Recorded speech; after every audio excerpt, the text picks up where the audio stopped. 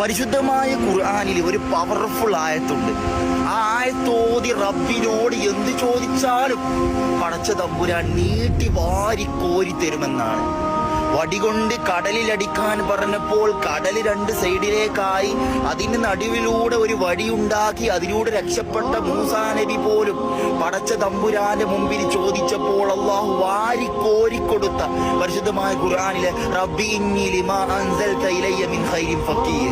മദീനയിൽ നിന്ന് മൂസാ നബി കടന്നു വരുന്ന സമയത്ത് മൂസാ നബി പക്കാ സീറോയാണ്.